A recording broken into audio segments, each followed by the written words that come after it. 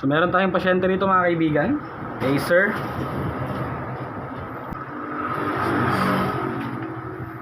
Acer E5476 series, LCD replacement tayo.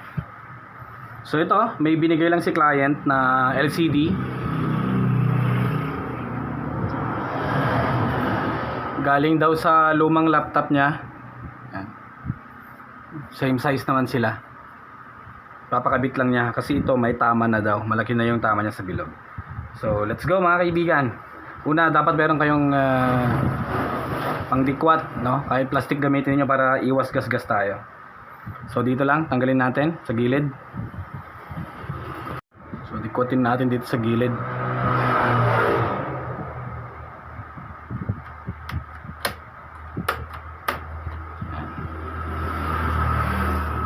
Dito rin. Sa taas. Huwag kayong matatakot pag mag-crack. Normal lang yan. Yun.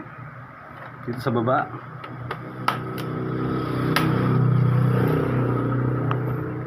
Slide down.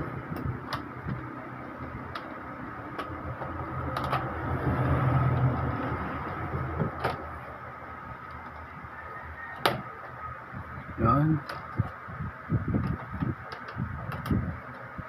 Okay. So linis na rin. Syempre dapat malasakit sa kapwa. Number 1.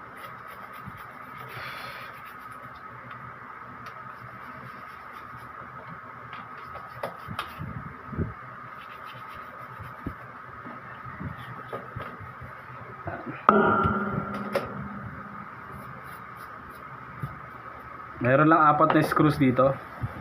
1, 2, 3, 4.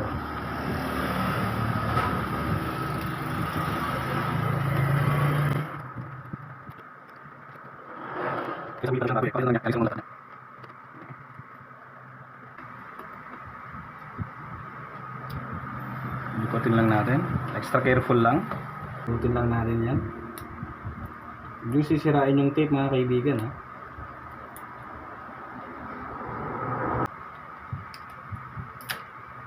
Yan.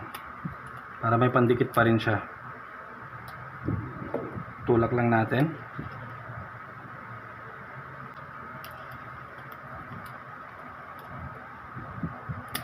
Yan. Lagay natin itong bago.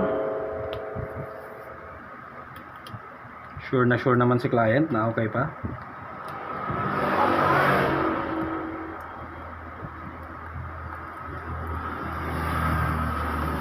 Dikit natin ulit.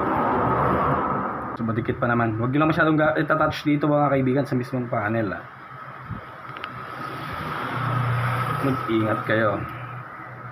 So testing tayo. Turning on. Alright. So mas okay nga tong LCD niya kumpara dito. Ito kasi bumigay na. Meron ng mga damages, may bilog-bilog at white spots. So far okay na okay pa to. Yeah. So hintay lang natin mag-reload. Shutdown natin ulit, then i-screw back natin.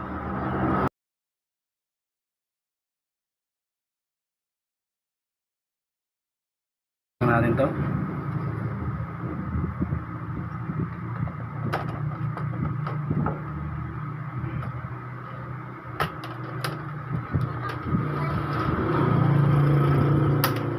Yan. Then push. Para mag-lock lang siya.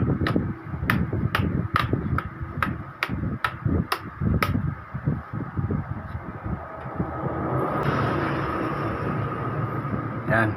So okay na. Retest.